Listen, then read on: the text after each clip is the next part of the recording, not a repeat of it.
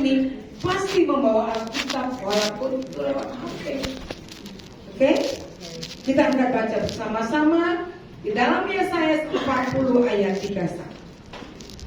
Tetapi orang-orang yang menanti-nantikan Tuhan mendapat kekuatan baru. Mereka seumpama raja wali yang naik terbang dengan kekuatan sayapnya. Mereka berlari dan tidak menjadi lesu. Mereka berjalan dan tidak menjadi lelah. Katakan amin. Amin kiri kananmu. Sapa dia. Kamu tidak akan letih lesu. Amin. Saudara-saudara kekasih di dalam Tuhan, namun sebelumnya saya mengucapkan dulu selamat buat Ibu Gembala kita senior, ada Pak Ringo dan jemaat Tuhan yang hari ini kita bisa berkumpul di tempat ini. Baik, saudara-saudara yang terkasih, Tuhan itu baik dalam kehidupan kita. Ya, kita sering menghadapi permasalahan, sering mendengar keadaan-keadaan yang buruk.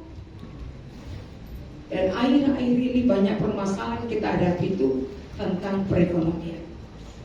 Semakin kesehatan semakin menyala-nyala. Tiba-tiba kita mendengar teman kita sudah dipanggil Tuhan. Tiba-tiba kita mendengar seseorang itu yang tadi bersama kita, tiba-tiba kita dengar apa? Sudah berlalu, sudah pergi ke rumah Bapa di surga. Sebab itu Bapak Ibu, pagi hari ini kita belajar bagaimana kita bangkit bersama kuasa Tuhan dalam hidup berkemenangan. Bapak Ibu, kadang-kadang kita dikacaukan dengan keadaan kita ketika kita menghadapi permasalahan sampai iman kita jadi runtuh. Ingat nggak Bapak Ibu? Kisah Tuhan Yesus ketika dia berjalan di Kapernaum. Saya masih ingat itu dengan Ibu Gembala senior tahun 2006 ya Bu ya. Kita ke Kapernaum, melihat bagaimana Kapernaum itu. Tapi lihat di sana, sekalipun ada pergumulan dalam kehidupan kita lewat kisah di Kapernaum, ketika Tuhan Yesus berjalan, tiba-tiba ada beberapa orang berkata gini, kayaknya loh masa sekarang ini loh, saya membawa ini lumpuh ini loh menghadapi berhadapan dengan Tuhan Yesus. Sebab mereka punya apa? Punya iman sama dengan khotbah pagi hari ini. Ketika kita menghadapi permasalahan, kita punya iman untuk bangkit. Bangkit bersama Yesus. Demikian juga yang saya katakan tadi.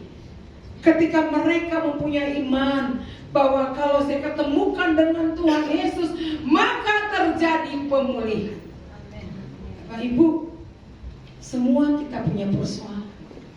Tidak ada satupun yang tidak punya persoalan. Termasuk yang di depan ini, Ibu Gembala ya. Jangan lihat seperti ini, ada. Tapi satu hal yang Tuhan bilang, engkau tidak boleh mengeluh. Tidak boleh berkata kepada Tuhan, kenapa saya sampai seperti ini? Bangkitlah engkau. Firman Tuhan ini berkata, engkau harus bangkit. Nah, mari kita merenungkan firman Tuhan lewat tema hari ini, yaitu bagaimana kita merenungkan makna ayat ini. Yang pertama yang harus kita ketahui adalah historis Yesaya ini, Yesaya 40 ayat 31. Ayat ini mengandung banyak hal yang penting untuk melihat Bapak Ibu latar belakangnya. Maka kita harus tahu latar belakang. Tidak ada kita nggak punya latar belakang. Latar belakang ini adalah di sana berbicara tentang Yesaya. Yesaya ini menyampaikan pesan kepada bangsa Israel. Bangsa Israel yang sedang berada dalam pembuangan ketika itu di Babel. Maka mereka melihat bahwa mereka merasa putus asa, lelah, dan kehilangan melalui apa? Melalui kehidupan yang mereka jalani. Bagaimana dengan kita? Apakah kita lelah dengan kondisi yang kita alami? Sama seperti yang ada di Yesaya. Tapi kita harus melihat melalui Nabi Yesaya diingatkan, mengingatkan kaum yang ada di sana saat itu, Bapak Ibu. Yang pertama adalah bahwa Allah tidak pernah lelah. Allah berkata, engkau jangan lelah, jangan letih lesu. Saya nggak tahu di antara kita ini ada nggak yang letih lesu hari ini? Saya percaya tidak ada. Kalau ada, mungkin dia lebih banyak di rumah, menghayal, merenungkan apa yang terjadi dalam kehidupannya. Tapi firman Tuhan hari ini berkata, engkau tidak boleh letih lesu. Itu yang pertama historinya. Yang kedua adalah, selain mereka letih lesu, mereka juga menantikan Tuhan. Artinya apa di sini? Firman Tuhan pagi hari ini berbicara menanti-nantikan Tuhan. Artinya di sini bukanlah sikap kita pasif, bukan, melainkan tindakan kita. Kita harus mempunyai iman. Engkau punya iman, tapi engkau gak lakukan sia-sia. Ketika engkau merasa punya iman, tetapi engkau melihat sekitarmu itu ada sesuatu yang harus kamu tolong, kau biarkan. Ketika orang lumpuh tadi terkapar, sebelum dihadapkan kepada Tuhan Yesus, keempat orang ini punya iman, Bapak Ibu, bahwa ketika saya temukan dengan Tuhan Yesus, maka akan terjadi kesembuhan. Amin. Amin. Sampaikan kiri kanan, engkau jangan letih. Ayo, engkau jangan letih. Siapa sini yang suami istri biasanya letih lesu, hari-hari pulang kantor merepet kata orang Medan. Tapi hari ini Tuhan mengingatkan kita, Bapak Ibu, engkau jangan letih lesu. Ketika engkau mungkin, istilah kata orang sekarang, buat telepon dulu ini suami, mana Pi? Gak diangkat. Baru sudah teriak-teriak, maka sampai rumah akan terjadi piring terbang. Engkau harus tidur di luar. Kenapa? Engkau tidak angkat telepon saya tadi. Padahal belum tentu, Bapak Ibu. Mungkin aja dia atau lagi nyetir, bagaimana? Itu yang perlu diingatkan. Artinya apa di sini? Bahwa kita itu harus menanti-nantikan tindakan kita, dari perbuatan kita sehari-hari, kita bisa melihat apakah dia itu benar-benar menjalankan apa yang ada di Alkitab. Iman. Ada nggak iman dan pengharapan dalam hidup kita? Ada? Kita percaya bahwa Tuhan itu memiliki rencana terbaik dalam hidup kita. Amin. Amin. Ya Pak Sering Orimo, Pak Pendeta, ada rencana Tuhan? Ada. Sama seperti saya, Bapak Ibu. Mari anak saya telepon, Mami harus cepat ke Manado. Mami bilang, Mami ada panggilan pelayanan hari Minggu, Senin Jo kita ke Manado. Kita punya iman. Besok anak saya masuk rumah sakit untuk dia operasi sesar. Tapi saya percaya dengan iman anak saya pasti bisa berjalan dengan baik untuk operasi sesar. Amin. Iya dong, Pak Gembala kan doakan kemarin Sabtu, berdoa dengan iman akan lahir cucunya Ibu Lilis. Amin. Amin. Beri kemuliaan bagi Tuhan. Bukan bagi Inggris ya, bagi kemuliaan Tuhan. Amen. Artinya apa? Bahwa kita mempunyai iman dan pengharapan. Saya mempunyai iman dan pengharapan. Sekalipun saya tiba hari Senin, tapi saya percaya Tuhan memberikan kekuatan. Amin. Sama dengan kita semua, Bapak. Semua kita mempunyai problem. Kedua, bahwa ada kekuatan baru dari Tuhan yang Tuhan berikan buat kita. Ada makna di sini. Ada makna, satu makna yang berkata kekuatan. Kekuatan baru dari Tuhan. Artinya di sini ada ungkapan. Ada ungkapan baru dari Tuhan. Yaitu apa, Bapak Ibu? Bahwa kita percaya ketika kita mengalami masalah, Tuhan memberikan kekuatan buat kita. Amin. Semua kita yang di sini pasti Tuhan memberikan kekuatan. Amin. Bagaimana caranya? Kadang-kadang kita lemah ya Bapak Ibu. Ya Pak ya, saya lupa Bapak itu apa Pak Ibu? Sumarno. Pak apa? Yang pikir Sumarno. Pak Hanum. Pak Sumarno, Pak Hanum. Saya itu di sini kalau lihat Pak Sumarno itu menyampaikan laporan keuangan, senyum-senyum. Kenapa? Ada sukacita yang disampaikan, bisa tertawa sendiri. Ya Pak ya, puji Tuhan Pak.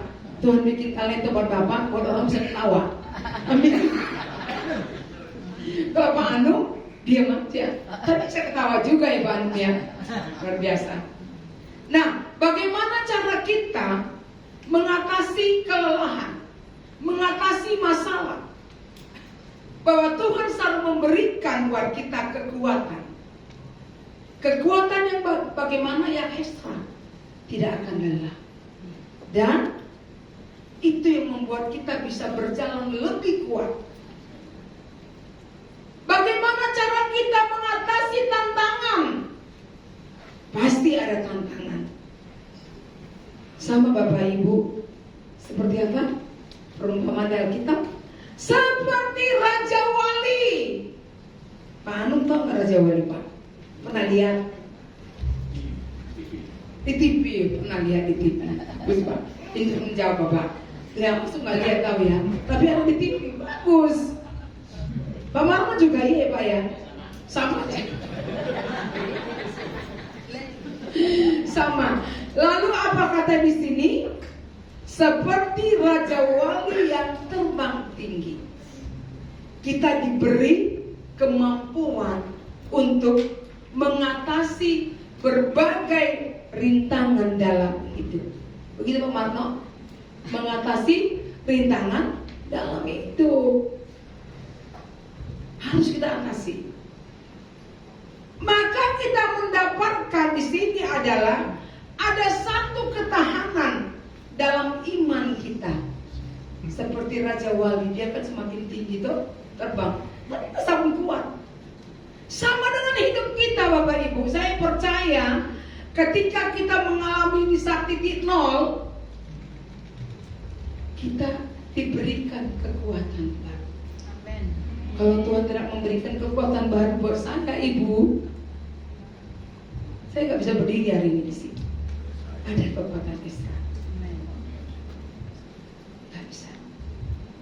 Tapi saya percaya apapun yang kita alami ketika kita berjalan dengan Tuhan, seperti Raja Wali, dia semakin tinggi, semakin tinggi, semakin sama dengan kita. Ketika kita mengalami persoalan-persoalan hidup, pasti kita minta kekuatan dari Tuhan. Tuhan berikan saya kekuatan.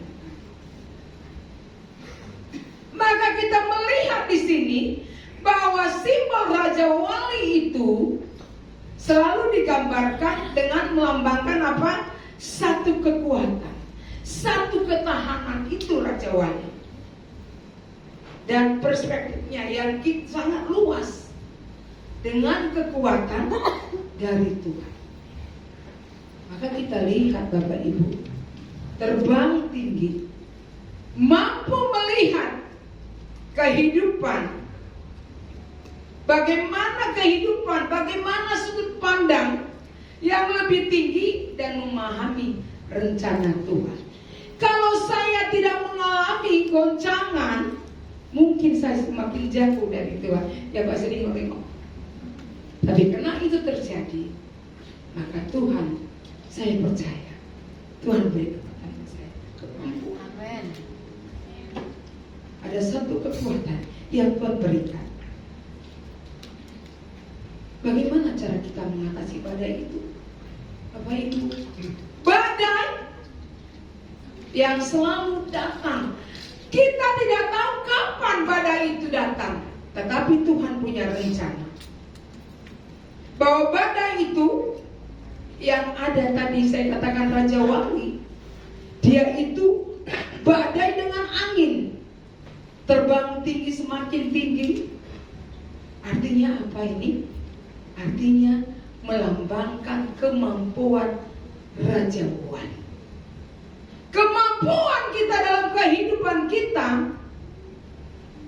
diartikan seperti Raja Wali. Semakin tinggi, semakin kuat dia. Semakin tinggi tantangan, maka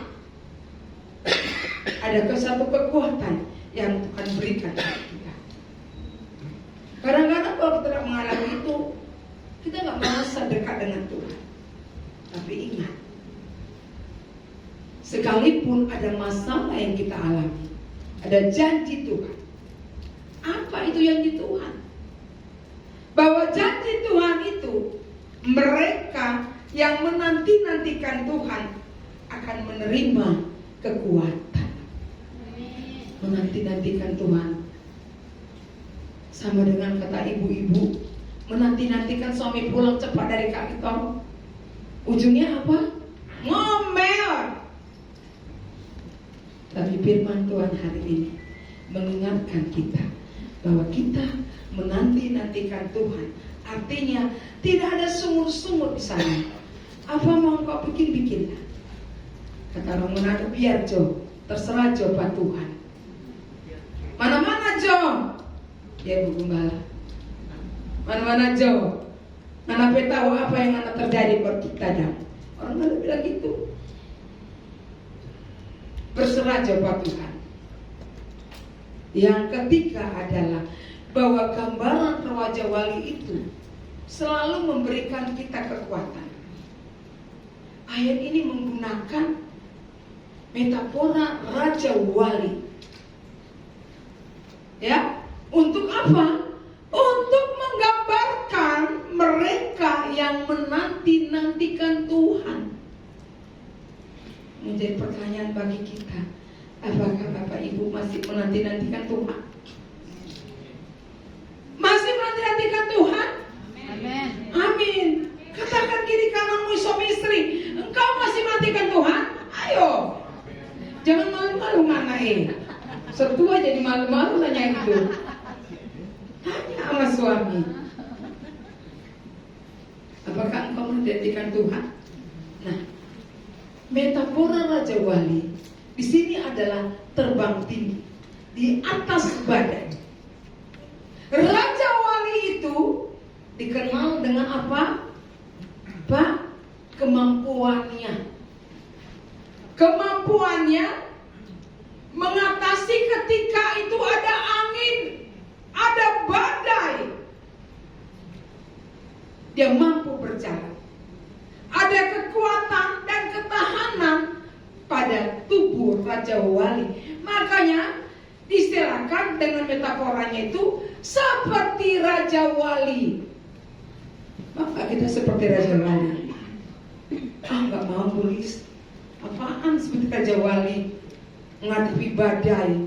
Belum badai dari anak, dari suami, dari teman-teman pelayanan. Ada aja badai itu. Ya Pak. Masih dengar-dengar Pak Pendeta. Ada nggak? Semua ada. Sini nggak ada ya Pak ya. Sini nggak ada badai. Masih dengar-dengar. Di sebelah ada. Di sini nggak ada. Amin. Bagus ya Pak ya. Jadi di sini adalah menggambarkan Raja Wali. Raja Wali itu adalah kekuatan yang Tuhan berikan. Amin. Amin. Ibu Lilis bisa-bisanya aja ngomong itu. Coba dia ngadepi badai, mampu nggak dia? Saya udah jalan di luar Bapak Ibu, badai itu mengejar saya. Dia mengejar saya, tapi saya tahu ada kekuatan yang Tuhan beri buat saya. Amin. Amin. Amin. Kalau nggak ada, nggak bisa saya berdiri di sini. Ngacir saya langsung ya Pak. Begitu Bapak Masuk ke Ringo, kita melayani ya, bahwa bisa ngacir saya kalau nggak kuat badai itu pasti harus kita. Lalu bagaimana aplikasi dalam kehidupan kita sehari-hari? Badai silih berganti. Bagaimana aplikasinya dalam kehidupan kita? Yang pertama adalah yang perlu tahu. Digarisbawahi bila perlu. Pak Eno itu dicatat di garis bawahi. Bagaimana cara mengatasinya? Yang pertama adalah memperkuat hubungan dengan Tuhan. Itu yang pertama. Hubungan dengan Tuhan. Melalui apa itu? Melalui doa. Doa. Melalui apa lagi? Membaca firman Tuhan. Dan bersekutu dengan sesama orang percaya. Doa. Bapak Ibu tahu gak? Ketika saya ngadepi badai, karena saya nggak tidur, hanya doa. Jam 2 pagi kebangun berdoa, jam 4 berdoa, itu aja yang saya cari. Saya merasa saya nggak dapat. Saya berdoa sama Tuhan. Biarlah Tuhan yang tahu apa yang saya alami. Itu yang pertama. Yang kedua adalah apa? Ketika kita mengalami badai itu, sama seperti Raja Wali, semakin tinggi maka semakin dahsyat itu angin.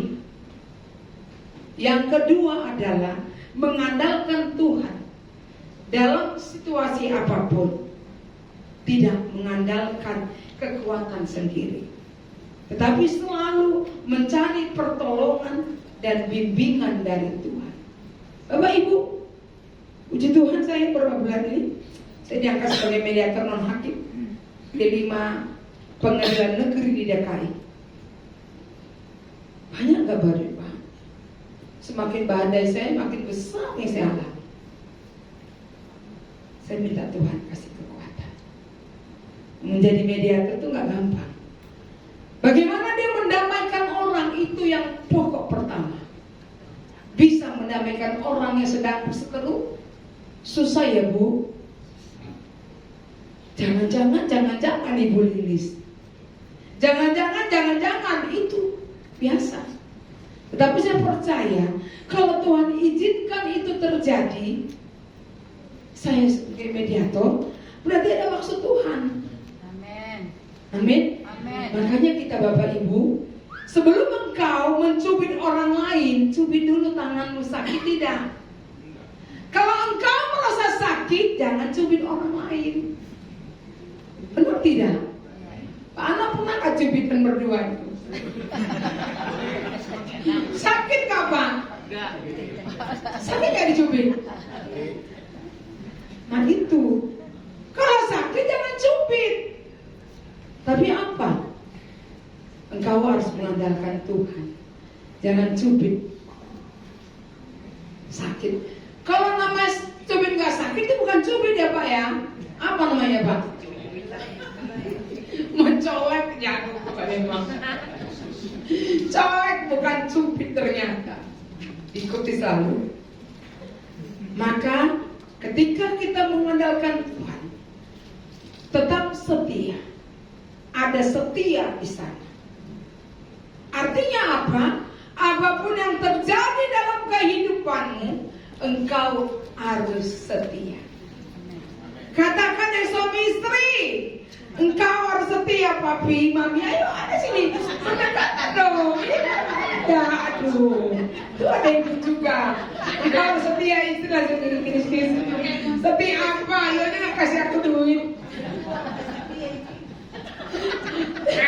Siapa yang setia dan gak setia, nanti Tuhan yang tersemua. Amin. Amin. Tapi hari ini Kita mengatakan engkau harus setia. Apapun yang kau alami engkau harus setia.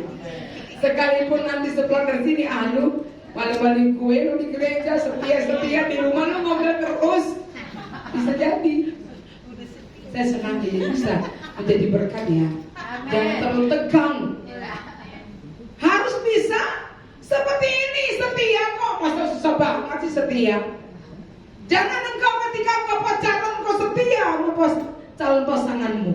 Tapi ketika engkau udah berumah tangga, setia mulai luntur, airnya habis. Maka hari ini engkau diingatkan, engkau harus setia. Amin. Saya teringat dengan lagu ini bahwa mengikuti Tuhan itu sangat luar biasa. Ini belum selesai. Belum bosan kan? Belum. Udah bosan belum? Belum selesaikan. Oh belum. Mari pemusik ke depan kita nyanyi. Lagu ini memang lagu dari bahasa seberang sana, Nur jauh di seberang sana. Tetapi saya percaya ada yang tahu lagu ini. Kita diri dulu angkat. Supaya jangan ngantuk, diri dulu, nyanyi dulu, nanti ulang lagi. Silakan angkat. Mari mana singer? Mana singernya? Maju ke depan. Bapak Ibu, maafkan aku kalau lagu ini memang lagu bahasa Belanda.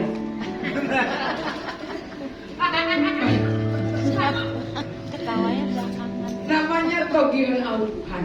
Pasti Pak Pendeta tahu, karena biasa bahasa Belanda. Pasti tahu. Kita angkat pujian ini. Nanti kita duduk lagi supaya jangan ngantuk. Jangan terlalu tegang.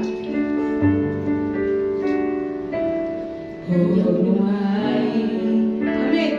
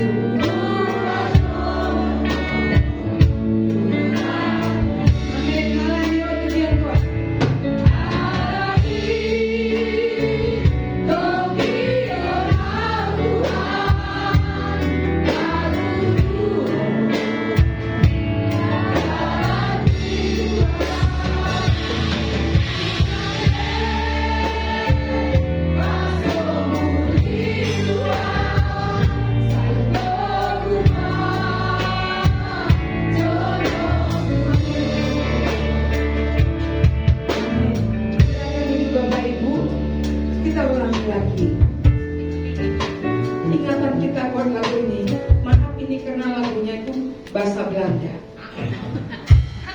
Jadi bahasa Belanda itu luar biasa ya. Sampai-sampai hari ini kita diingatkan lewat kebenaran firman Tuhan bahwa kita harus melihat Bapak Ibu janji Tuhan. Di dalam tema tadi itu berbicara bagaimana kita berpengharapan kepada Tuhan,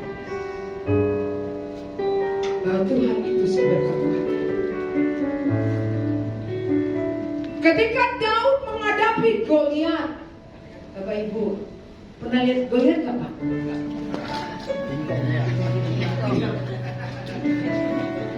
Di TV juga ya Pak ya. Nah Goliat itu, saya nggak tahu mana yang lebih besar dari roka ini. Tapi saya bisa bayangkan kalau Goliat itu begitu besar. Tapi Daud orang yang kecil, nggak terlalu besar, dia bisa mengalahkan. Artinya apa di sini? Bahwa ketika Daud menghadapi Goliat, ia tidak mengandalkan kekuatannya sendiri, tetapi dia mengandalkan apa?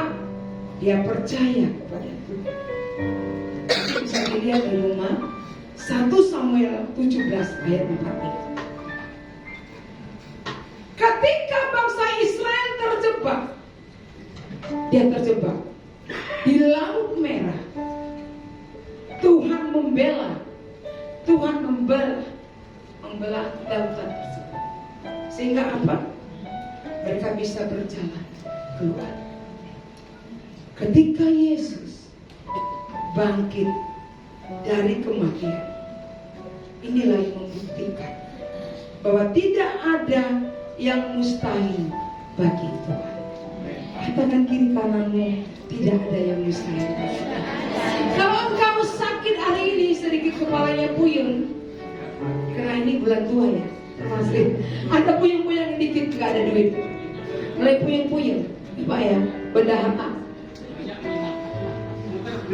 Hah? Muter-muter ya Pak? Muter-muter seperti apa itu Pak? Abang bilang muter-muter, tapi di sini nggak ada yang muter-muter, semua sama di sini ya Pak ya. Benda apa aja muter-muter, kenapa? Karena puas masa kecil, jadi muter. Begitu ya Pak ya, maaf ya, biar kita aja bisa. Nah, ketika Yesus bangkit dari kematian, inilah membuktikan tidak ada yang mustahil bagi Tuhan. Amin. Maka dikatakan bangkit dari kejatuhan ini. Banyak kita ketika kita punya masalah, kita terjatuh, sampai iman kita pun ikut terjatuh. Bahwa setiap orang bisa Bapak Ibu mengalami kegagalan, tapi dalam Tuhan tidak ada kegagalan. Ya, hal itu hanya firman Tuhan berkata, engkau bukan gagal, tapi engkau lagi saya proses. Apakah engkau masih setia? Nanti bisa dibaca di rumah dalam Mika 7 ayat 8. Ya, janganlah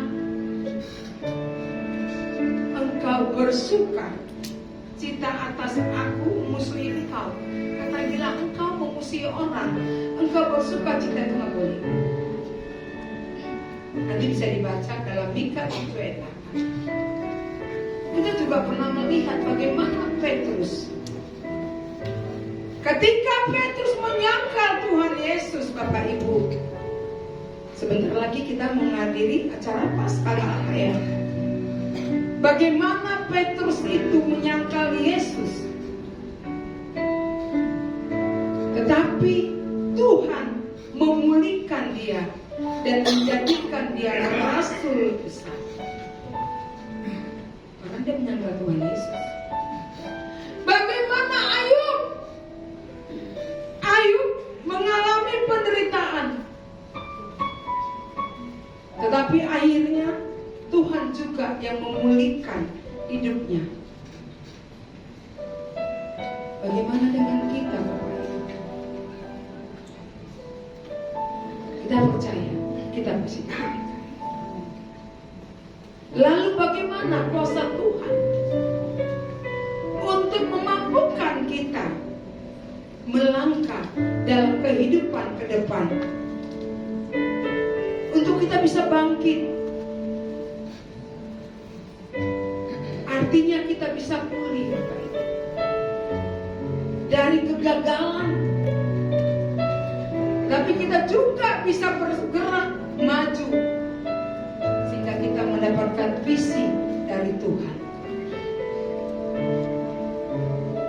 Tuhan memberikan kepada Yosua, Bapak Ibu. Tuhan memberikan kepada Yosua, memerintahkan untuk bangkit Yosua dan mengambil alih tanah perjanjian. Tuhan memerintahkan.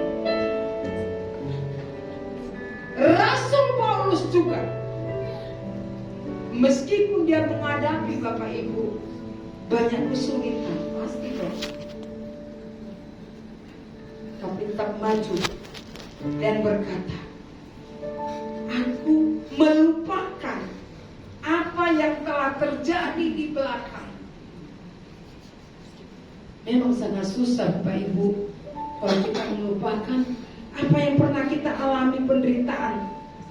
Tapi firman Tuhan hari ini, engkau harus melupakan apa yang terjadi di belakang, tapi engkau maju ke depan, melangkah. Kan banyak perumpamaan tadi. Bagaimana dia? Maka jika kita olah, percaya deh, Tuhan pasti memberikan kekuatan baru. Dan jika kita terjatuh, Bapak Ibu, Tuhan juga memberikan kita pertolongan kembali. Dan jika engkau tidak mempunyai harapan lagi,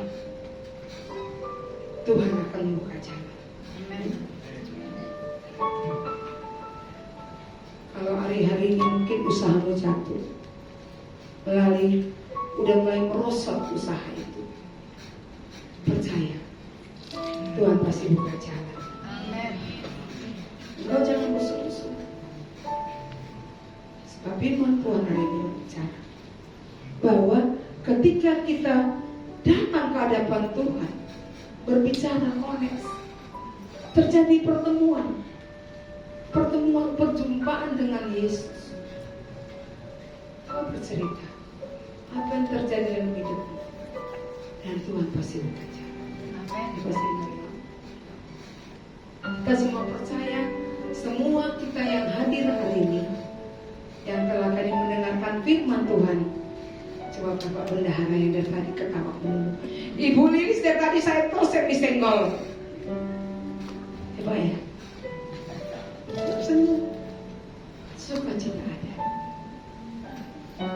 Dan percaya semua kita yang hadir, Tuhan pasti beri kekuatan. Ayo bagi berdiri, kita akan pujian kita. Engkaulah kekuatan, Tuhan adalah kekuatan. Amin. Katakan kiri kananmu, engkaulah kekuatanku Tuhan.